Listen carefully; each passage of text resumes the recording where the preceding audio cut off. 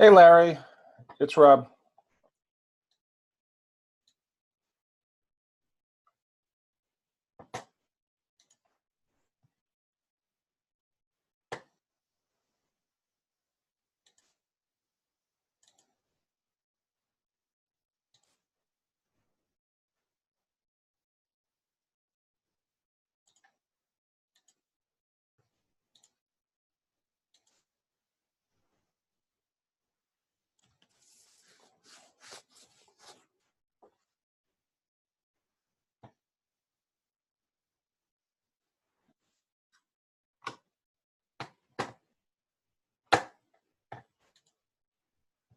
Hey, Stephanie.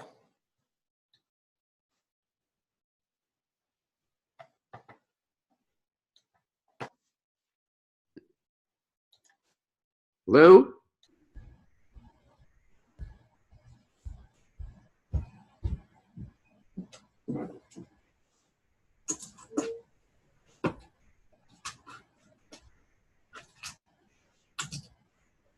Okay, Larry.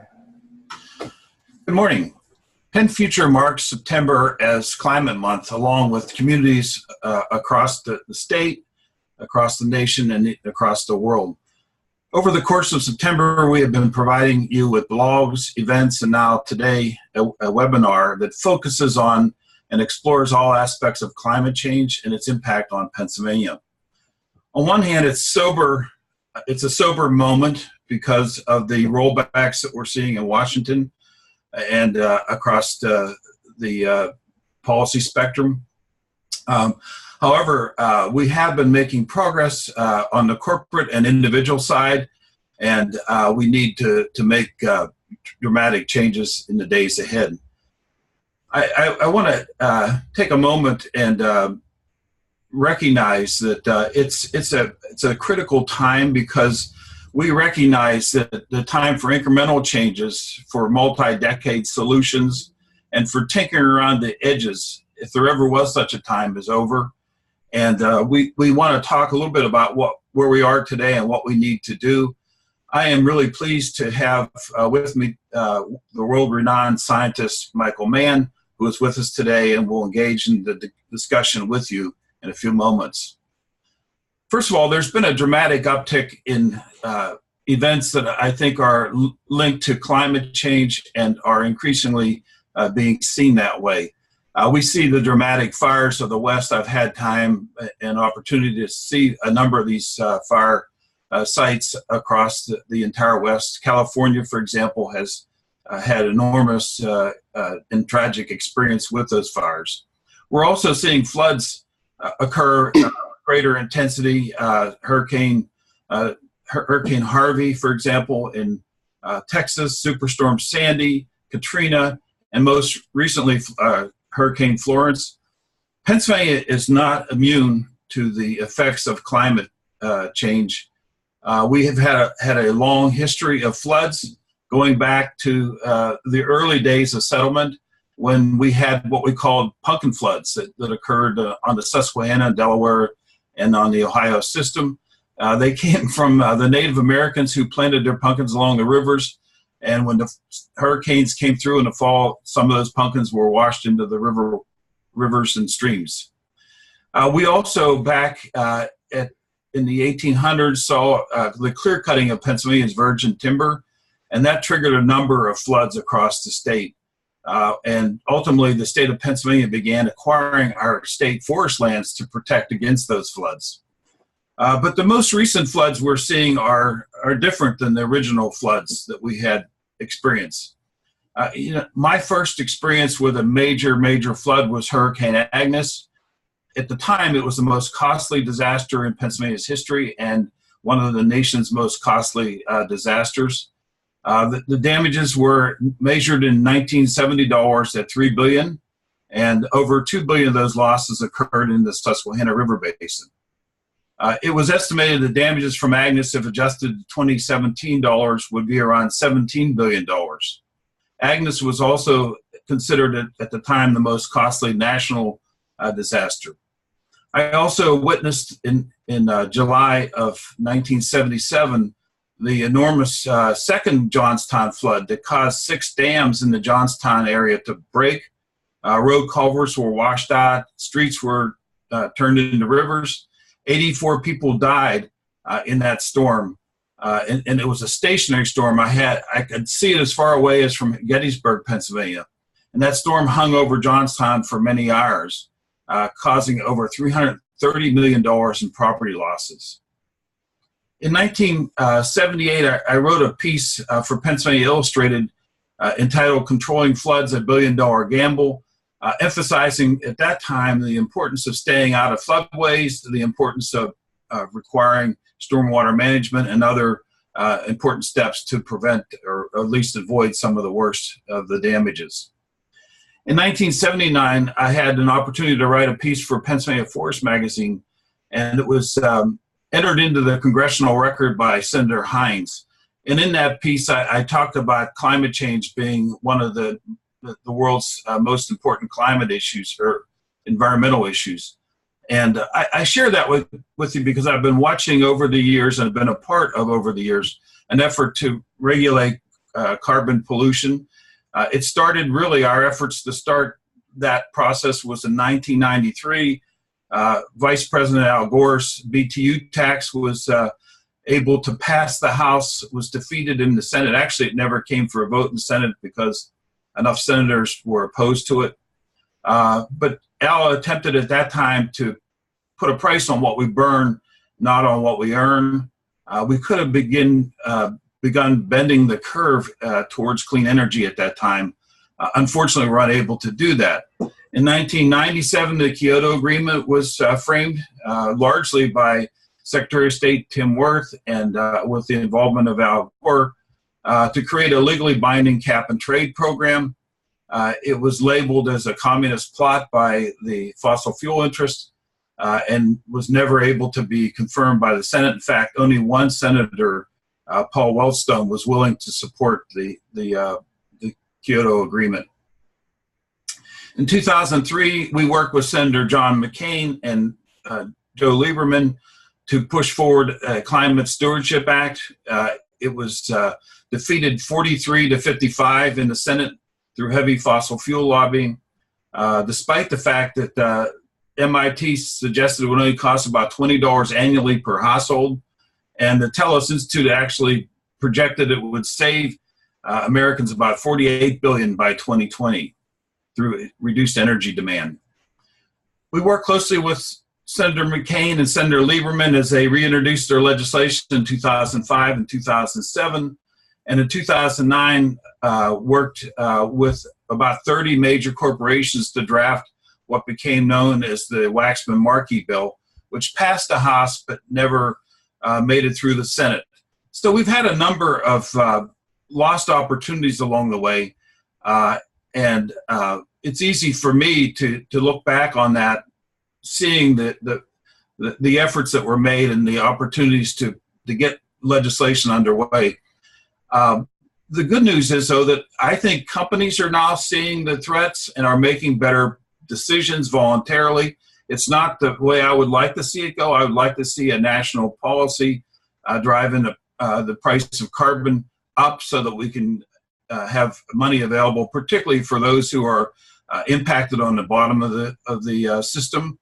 I think we need to do that, and certainly we're building some momentum for that. Currently, that will not happen in Washington because of what is currently playing out. But I have to remind folks that November is coming, and with November, hopefully will come change. And not to be campaigning for anyone, but clearly we need change in Washington in order to address some of these important issues. We're also seeing the rollback of auto rules. I stood with the CEO of GM when he asked for a bailout. I was the only environmentalist to do that, and some of my friends questioned my sanity when I did that. But I did it because I believed that GM and the other automakers were being punished for their bad decisions on building Hummers and other vehicles, and it was time for change. And Wagner had indicated to me that he was going to be leading the company in that change. I also participated with Bob King who was the head of the United Auto Workers. We were the lead-off witnesses for the EPA transportation hearing in Detroit at that time. And I share that with you because now we're seeing an effort to roll that back. We're seeing even the three big automakers dodging the greater question about whether this is a good idea. I believe we're seeing, despite that rollback of President Trump's, I think we're going to see the auto industry still moving in the right direction. Clearly, other companies are requiring that change. The Chinese, the Europeans, others are demanding that we move towards electric cars. I happen to drive a Tesla and believe very, very much, and I empower it instantly by solar. So I know the technology's there. I know we can do this. I know it's within reach for us, particularly if we get a price on carbon. I believe we can make that kind of change. The public is seeing firsthand the dramatic uptick in climate disasters, from the forest fires in the West to severe storms. And I think they are coming around to recognizing that we need to address climate change. And that gives me a great deal of hope because for a number of years, while we try to change the public policies, the public was not quite with us. Some were, but they didn't put it high on their list of priorities. And today, I think that is shifting. I think the polling shows some of that. And so I'm really pleased today to be able to introduce a man I consider to be one of the top climate scientists in the world, a man who not only has published more than 200 peer-reviewed and edited publications, but he also has been willing and able to speak clearly on the urgency of this issue and the importance of making the kind of changes that we need to make. Dr. Mann was one of the Nobel Peace Prize winners, and I was pleased in 2013 to give Dr. Mann the National Conservation Achievement Award for Science at National Wildlife Federation when I was CEO there. And I did so because when I was at the Copenhagen conference in 2009, I had wrapped up the evening and went back to my room, turned on the television, and I saw CNN Europe, which was covering the climate conference with great detail and specificity.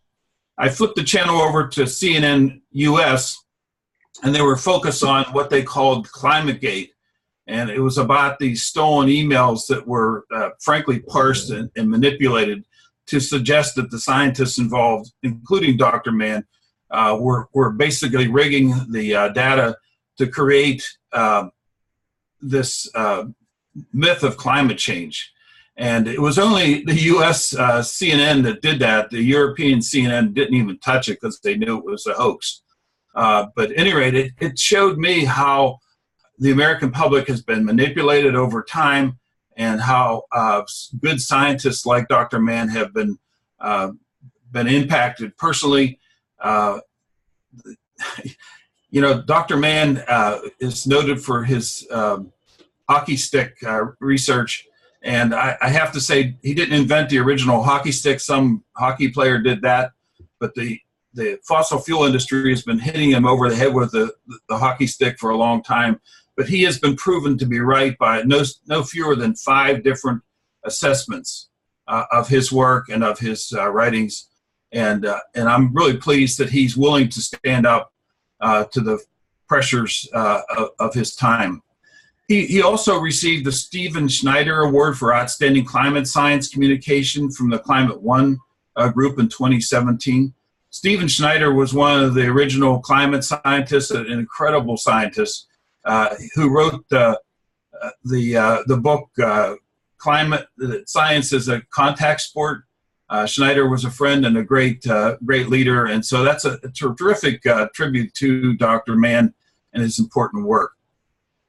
Before I turn it over to Dr. Mann, I want to say that we have 200 participants on the call, actually about 220. So if you will take time at the end of his presentation to type any questions you have instead of raising your hand. There are simply too many people online to handle that opportunity. So with that, I'm going to turn it over to Dr. Michael Mann for his presentation. Thank you, Michael. Well, thank you, Larry. Thanks so much. Larry is one of my personal heroes, and it's really an honor to be doing this event with him here today, and to be doing an event for PennFuture, an organization that I support greatly for the important work that they're doing here in the state of Pennsylvania when it comes to climate change and in the larger issue of environmental sustainability. So I'm going to talk about the science impacts and some of the politics Larry alluded to that that are involved when it comes to the topic of human-caused climate change. Let me share my screen. This will just take a moment. Hopefully, how does it? Are we there? Yep. Excellent. Okay, thanks. So it's always a challenge, as Larry alluded to. There is, so much that's happening today when it comes to the impacts, the very tangible impacts that climate change is having on us and on society and on our environment, that it's difficult sort of to keep up with the sort of the state of the science and the evidence. I'm going to give an overview that is sort of crudely based on the book Dire Predictions, Understanding Climate Change, that my colleague Lee Kump and I published back in 2012. But there is so much more that has come to light and such vivid impacts of climate change that we're seeing play out today, that it's always a challenge to sort of update this lecture to make sure that it really does reflect the current state of our understanding of this problem. The first point that I always like to make is, the basics here, the greenhouse effect. This is not controversial science. We've known for nearly 2 centuries, back to the time of Joseph Fourier, who lived so long ago, we don't even have a photograph of him. He knew that there was this warming effect in the atmosphere known as the greenhouse effect. And over 2 centuries, we have been refining our understanding of the details, but we've known the basic science for nearly 2 centuries. We know that we're increasing the concentrations of these gases at a remarkable rate through fossil fuel burning and other human activities. In fact, this graph here is already out of date. You have to add another vertical tick mark to the scale because we crossed 400 parts per million CO2 in the atmosphere for the first time in what we think is millions of years. Just a few years ago, we crossed this threshold. That you have to go back millions of years to find CO2 concentrations that were naturally that high. And that tells us that we are engaged in this unprecedented and uncontrolled experiment with the one planet that we know that can support life. What we wouldn't be able to explain, again, given the fundamental nature of the greenhouse effect, the warming effect of these gases, what we wouldn't be able to explain would be if the planet were not warming up as a result. But it is warming up. We have observations that tell us it's warmed almost a degree Celsius now, a little over a degree Celsius, in fact. Now, the critics will say, oh, well, maybe temperatures are increasing, but it could be natural. Maybe it's just a coincidence that 2014 was the warmest year on record until 2015, which became the warmest year on record, until 2017, which became the new warmest year on record. Here's the good news. 2016, 2014, 2015, 2016, 3 consecutive record-breaking years. The good news, 2017 wasn't the warmest year on record. It was only the 2nd warmest year on record. So what's the likelihood that we would be seeing this onslaught of record-breaking temperatures if it were just due to natural variability, as the critics like to say? Well, a year ago, we actually published a study looking at that, looking at how likely it is in the absence of human-caused warming of the planet that we would be seeing these unprecedented extreme temperatures that we've seen in recent years. And rather than go through the details of the study, I'll just put up the headline to an article that was written in Discover magazine about our findings. The record global warming streak of 2014 through 2016, a snowball's chance in hell that this was natural, okay? We know that it's not natural. We cannot explain this from natural climate variability. And there are numerous lines of evidence that tell us that we can only reproduce the observed patterns of warming and the observed patterns of climate change that go with it when we include the human factor of increasing greenhouse gas concentrations. That's not debated within the scientific community. And here, the Intergovernmental Panel on Climate Change in their most recent report concluded that it is extremely likely that human influence has been the dominant cause of the observed warming since the mid-20th century. And even here, the IPCC is being its characteristic conservative sort of self, because in reality, if you read the technical chapters of the report, you'll find that we are responsible, most likely, for more than 100% of the warming. Natural factors were temporarily pushing us in the opposite direction, and we overcome what would have been a small natural cooling because of the increased greenhouse gas concentrations we put into the atmosphere. So all the warming, essentially, and then some, is due to human activity. Now, Larry alluded to the hockey stick curve. This was a curve that my co-authors and I published now 2 decades ago on Earth Day this year. This last April 22nd, marked the 20th anniversary of the so-called hockey stick curve, where we estimated how temperatures had varied over the past 1,000 years, finding that the recent warming spike really is unprecedented as far back as we could go. It got a name, the hockey stick, that made it sort of a central symbol, an icon in the climate change debate. And as happens to icons in the climate change debate, was attacked by vested interests looking to discredit the case for concern about climate change by trying to discredit this curve, and trying to discredit this curve by essentially trying to discredit me personally, the first author on that paper. Well, as I mentioned, it just had its 2-decade anniversary, and it has remained an icon in the climate change debate because it tells a simple story. You don't have to understand the complex workings of Earth's climate system to understand what this reconstruction of temperatures is telling us, that there's something unprecedented taking place today with the warming that we are seeing, and it probably has to do with us. And so it has been attacked by climate change contrarians, climate change deniers, fossil fuel industry groups, and those who advocate for them, politicians who are in the pay of fossil fuel interests. But today there is a veritable hockey league, which is to say there are now dozens of these sorts of estimates, and by different groups using different data, different methods, and they all come to the same conclusion, that the recent warming is unprecedented as far back as we can go. In fact, those reconstructions go back further. We're now confident that the recent warming is unprecedented over an even longer time frame. And that led, again, the very conservative IPCC to conclude that the recent warming really is unprecedented as far back as we're able to go with these reconstructions. And I've written about my experiences as sort of a reluctant figure in the center of the climate change debate in my book, The Hockey Stick and the Climate Wars. And folks who want to learn more about sort of my journey as sort of a scientist who found himself in the center of the most contentious societal debate we have ever experienced can read more about that in the book. The hockey stick is just one line of evidence. There are dozens of lines of evidence that tell us that climate change is real. It's caused by human activity. It's already a problem. Now, what about the future? What are we in store for if we continue to burn fossil fuels?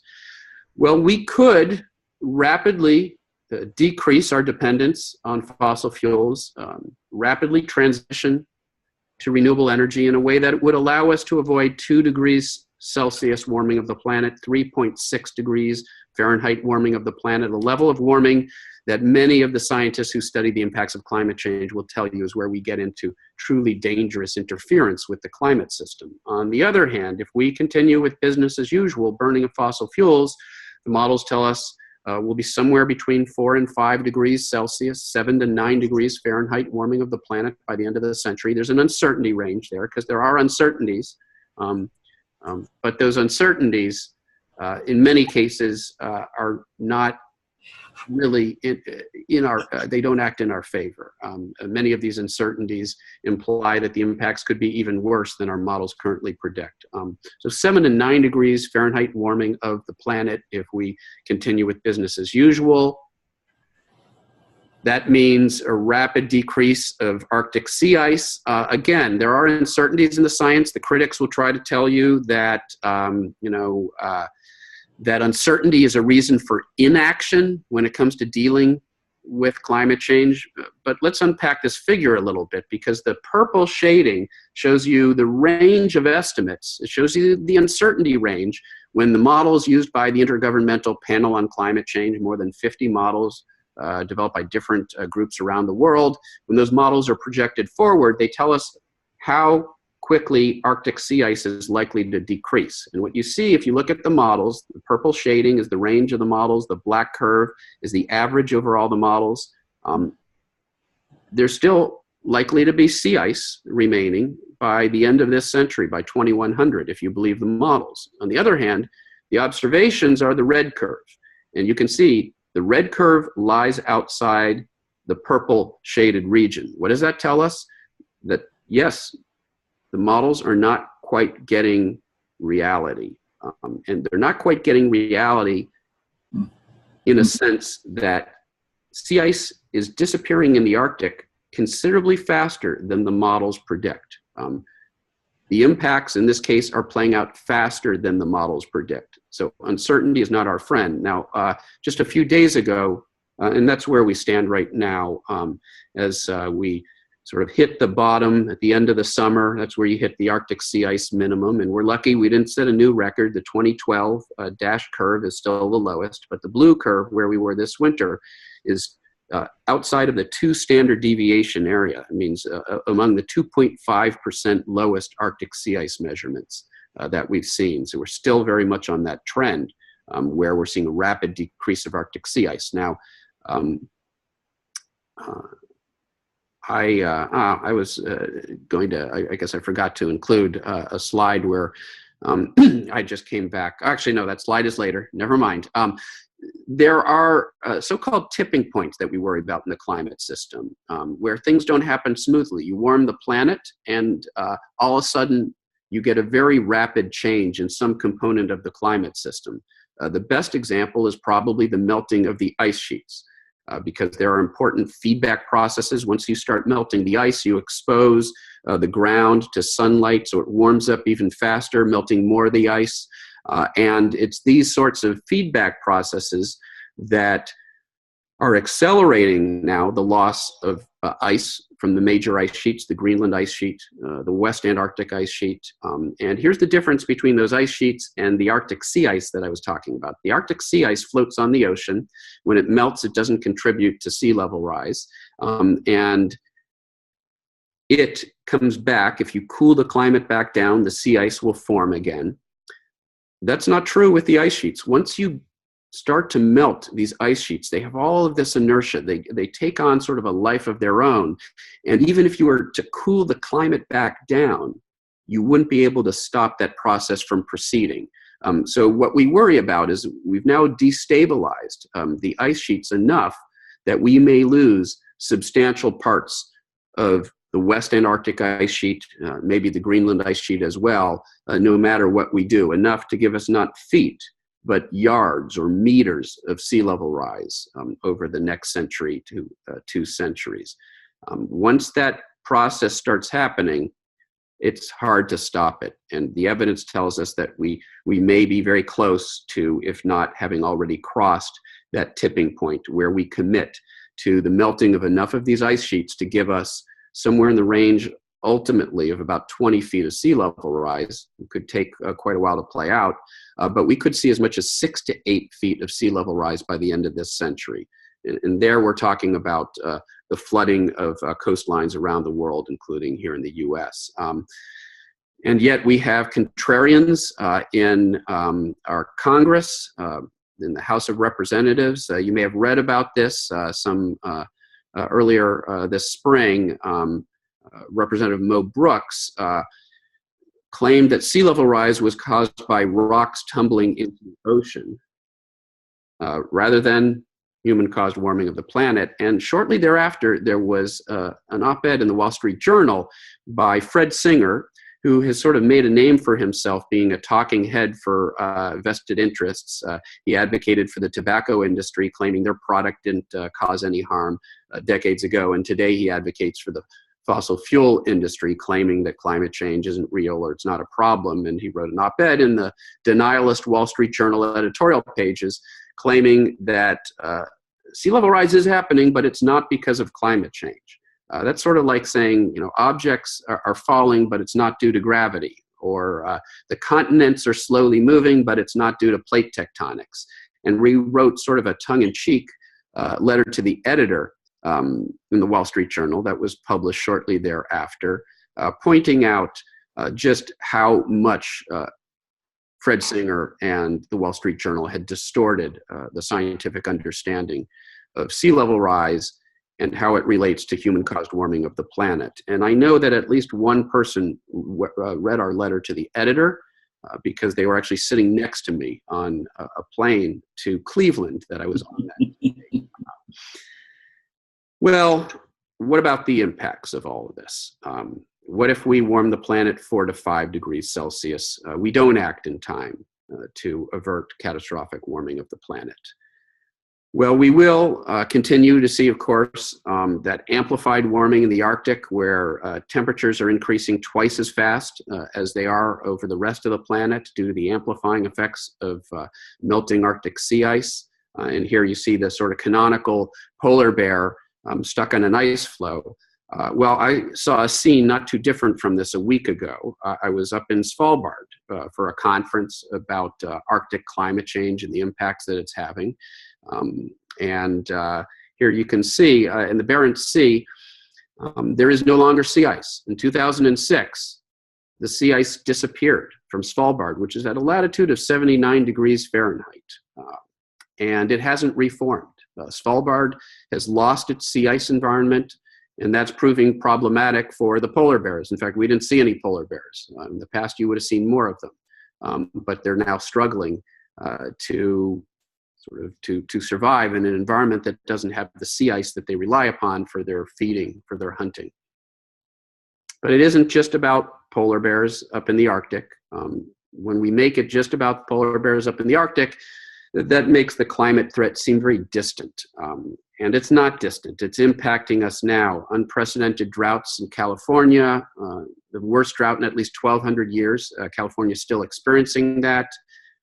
And their governor, Jerry Brown, of course, has been a leader during a time when we have a lack of leadership from the White House, a lack of leadership in the Republican-controlled Congress.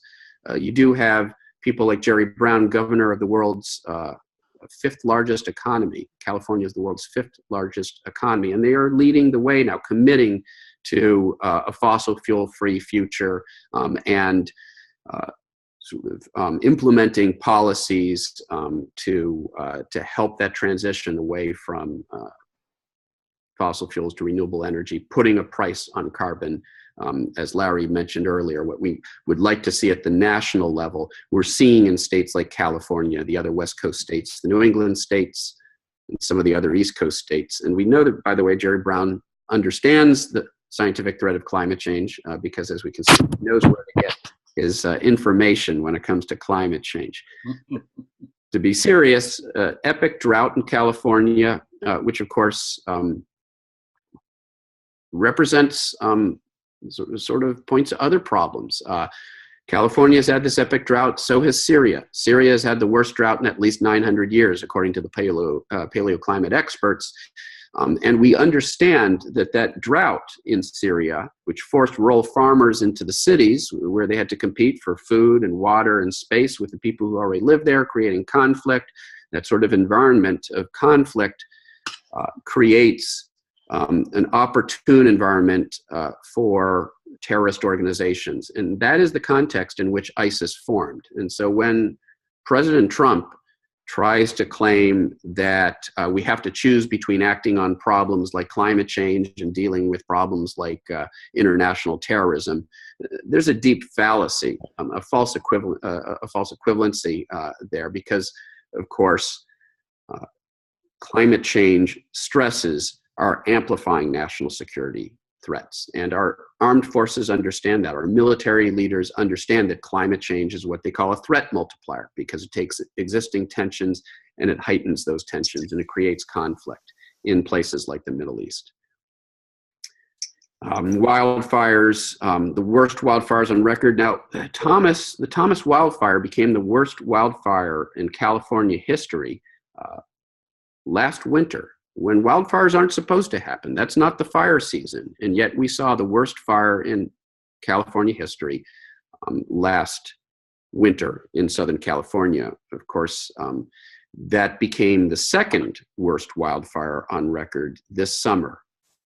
I'll get to that in a moment. Let me actually go back to the Thomas wildfire. It actually damaged Rupert Murdoch's estate. Now, Rupert Murdoch, of course, is the CEO of the News Corporation that owns Fox News, that owns the Wall Street Journal, and has used his media empire to promote climate change denial and disinformation for years. And yet he has now been directly impacted by extreme weather events that are being made worse by climate change. And that's when, when you see people around you or you yourself are impacted directly, that's when this becomes real. And perhaps the issue of climate change is starting to become real for Rupert Murdoch because he's felt that threat firsthand. Now, that fire, of course, we see it was a prelude to an even much worse wildfire, and the worst wildfire season on history this summer in California, which culminated in the new largest wildfire ever, the Mendocino complex fire this summer in California. Now, this summer, I sometimes say I show this array of graphics because this is how I spent my summer vacation, literally, in late July when I was with my family. We're out in Utah in the mountains. And I didn't get to spend as much time with my family as I would have liked to because we were seeing unprecedented extreme weather events around the entire Northern Hemisphere. And I was doing my best to make sure that we connected the dots, that the public understood that this is not happening in isolation, that this is, as I'm quoted here in The Guardian, the face of climate change. The impacts of climate change are no longer subtle. We're seeing them play out in real time. And this summer was really, I think, perhaps the most profound example of that. Now, we've seen some of the worst floods on record, and the physics there is very simple. It's just thermodynamics. You warm up the world, you warm up the oceans, they evaporate more moisture into the atmosphere, so you can get larger floods. Ironically, you also increase with the same exponential pattern the amount of evaporation of moisture from soils, so you can get unprecedented drought like we've seen in California and elsewhere. Well, unprecedented heat, that's pretty straightforward. You take the bell curve, which describes averages and variations in temperature and how they're characterized statistically, and you move it over a little bit towards the warm side. Look how much you increase the area under that far right tail. Just at 1 degree of warming Celsius can double the incidence of 5 degree or 6 degree or 7 or 8 degree or 10 degree Fahrenheit heat waves. And so that's all pretty straightforward. Unprecedented heat, unprecedented drought. Well, you take those two things, you put them together, and you've got a recipe for unprecedented wildfires. This isn't rocket science, as I've said. This is really just basic physics, basic thermodynamics that tells us that these extreme events are likely to increase in a warming world, and we're seeing them increase in a warming world. That having been said, there's another ingredient here that I do want to talk about, and it relates to some of my own research. Part of what has given us these unprecedented weather extremes is the unusual behavior we've seen in the jet stream, where the jet stream is basically slowed down, and it sort of exhibits these very broad meanders, these huge swings north and south like you see here. It turns out that climate change, and in fact the warming of the Arctic, we now understand, the sort of magnified warming in the Arctic is changing temperature patterns in the Northern Hemisphere in a way that impacts the Northern Hemisphere jet stream. It's slowing it down, and it's causing it to sort of exhibit, again, these broader swings north and south. Where you see a big peak or a big trough in the jet stream is where you're getting extreme weather, where you've got extreme low pressures at the surface or high pressures at the surface. So you get unprecedented rainfall, or you get unprecedented drought and heat. The larger those swings, the more extreme the weather. And when the jet stream slows down, those weather patterns don't move along from west to east as quickly as they used to. They linger. And it's when the same low pressure system lingers over the eastern US as it did this summer for weeks at a time that you get sort of the unprecedented rainfall and the wetness that we saw here in the east.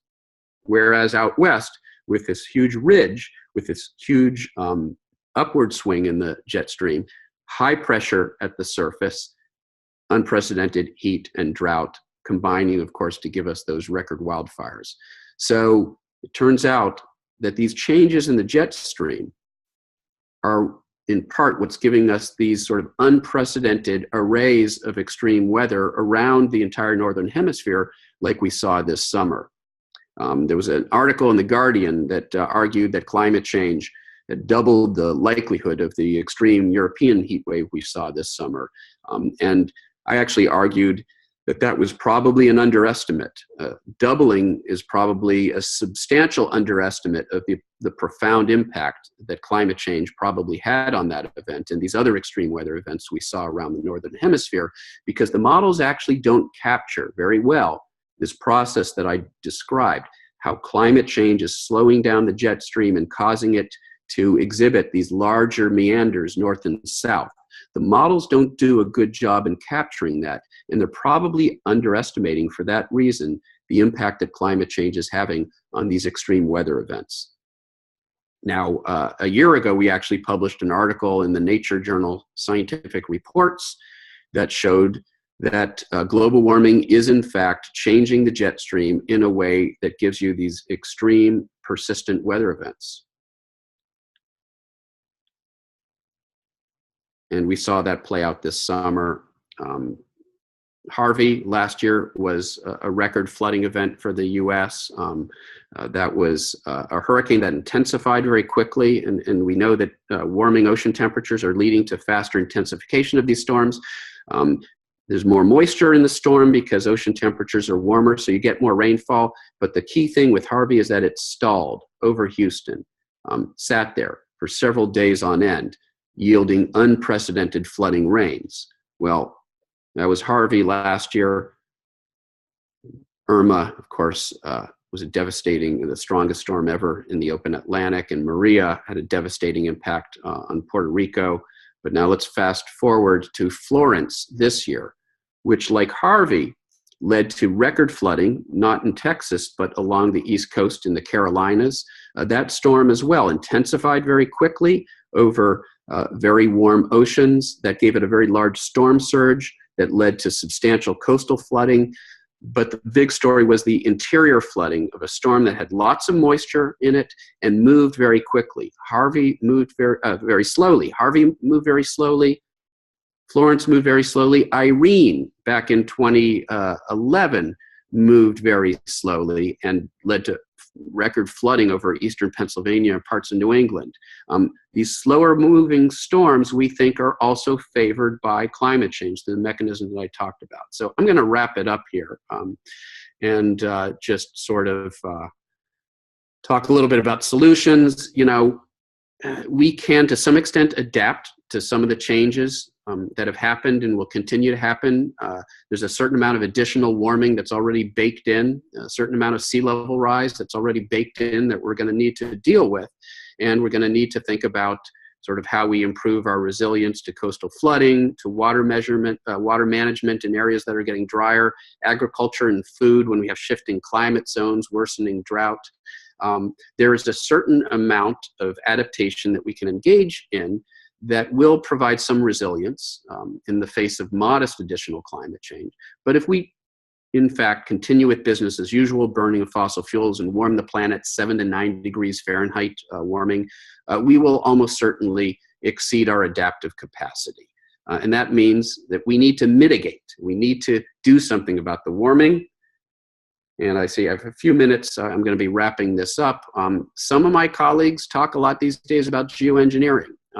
We could put particles up into the stratosphere to block out some of the sun, dump iron into the ocean to try to fertilize the algae to get them to take more CO2 out of the atmosphere.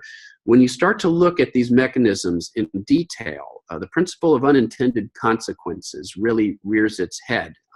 If we were to engage in these sort of attempted technological quick fixes, which are very popular in certain circles, in part because it sort of can be used as a crutch for not doing the hard but necessary work of transitioning away from fossil fuels. If we do this stuff, we could potentially end up worse off than before we had started, because we're tampering with a system that we don't understand entirely. In my recent book with Tom Tolles, the Washington Post cartoonist, our chapter on geoengineering was entitled Geoengineering or What Could Possibly Go Wrong? A lot could go wrong. This probably is not a smart way to deal with the problem. The smart way to deal with the problem is, of course, to get off fossil fuels, to conserve energy, to move away from the burning of fossil fuels towards renewable energy. There's no magic bullet. There are lots of things that we can do in our everyday lives to decrease our own carbon footprints, and we should all do those things. But as Larry alluded to at the very beginning, if we're going to see the sort of wholesale transition that we need in our global energy economy, a rapid move away from fossil fuels towards renewable energy over the next several years, we're going to need incentives, we're going to need policies, we're going to need policymakers who are willing to do what's right for us rather than what's in the best interests of the fossil fuel interests who too often fund their campaigns. So let me leave my presentation on a similar note to what Larry said earlier. We have an opportunity here in now a little over a month to make our voices heard. If we don't like the path that we're on right now, with a president who denies the reality of climate change, who's looking to dismantle all of the environmental progress of the last 50 years with his administration, which is staffed by polluters and fossil fuel industry lobbyists, if we don't like the enabling of those policies that is currently provided by the congressional Republican leadership, or you might say lack of leadership when it comes to climate action, we all have an opportunity here in Pennsylvania and elsewhere to make our voices heard. There are many ways to do that, but one of them is to show up at the voting booth and to vote for politicians who will help us act to solve the problem rather than worsen it. And I'll leave it on that note. And as I understand it, we'll have a little bit of time for a question and answer here. So thank you very much. Thank you, Michael. And I hope folks can hear me. I had a little computer problem. I don't know if you can hear me or not. I can hear you. Yeah. Okay, great. We're going to move into questions now. And I have a first question from Etta Albright, who is asking who is keeping track of the carbon footprint of our counties across Pennsylvania and how we need to talk about what's going on to curtail the impact from human activity on climate change. I don't know, Michael, if you want to take that one up. She's from Altoona, so not too far from you. Sure thing. Great. Yeah. No, I love Altoona. Actually, my favorite Italian restaurant is in Altoona. You know, there are organizations like the Climate Tracker Initiative, which is funded by a number of nonprofits, and these are scientists and analysts who are exactly doing that. They are monitoring what every country is doing right now in terms of their carbon footprint and whether or not they're making good on their commitments under the Paris Accord. And let me say that the Paris Accord was a monumental sort of policy achievement. It gets the countries of the world on a course. It won't solve the problem, but it gets us about halfway to the cuts in carbon emissions that we will need if we're going to avoid that sort of dangerous, 3.5 degree Fahrenheit, 2 degrees Celsius warming of the planet. So Paris is an important first step, and we need to meet our obligations under Paris and then improve on those in the next major climate conference if we're going to avert catastrophic warming of the planet.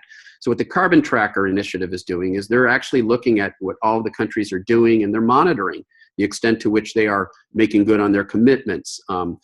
The good news is the U.S. is actually doing fairly well despite the lack of leadership from the Trump administration and the Republican-controlled Congress, because of all of the action that we are seeing at the state level. States like California, led by Jerry Brown, the West Coast states, the New England states, and a whole bunch of states that interestingly surround Pennsylvania, because we've got New Jersey is on board and Maryland is on board, New York is on board.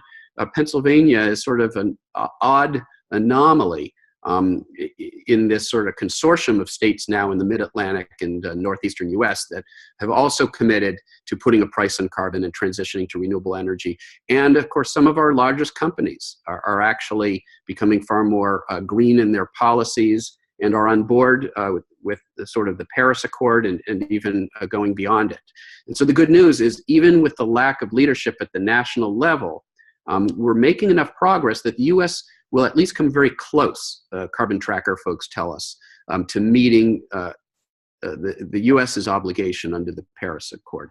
The EU is falling a little behind. Some of the other countries are falling a little behind. So we need to actually do better. Fortunately, there are these watchdog groups that are monitoring all this and sort of holding nations accountable. So when we go into the next negotiations within the next few years, we will know how well each country did in meeting its obligations, and we'll know how much more we need to do if we're going to avert catastrophic warming. That's great. And Etta, for your local area, I would urge you to call your politicians and demand that they take action, set goals for themselves. Pittsburgh and Philadelphia are both committed to a clean energy future and making the right steps, but I can tell you the other 67 counties need to step up, and I would urge you and others to demand your local lawmakers, your county commissioners, your mayors to do the right thing. There are other cities that are moving forward, but clearly we need to do this across the country in order to meet that goal that we've got in the climate agreement. Yeah, Bill Peduto has been a real leader here, yeah, mayor absolutely. of Pittsburgh. Yeah.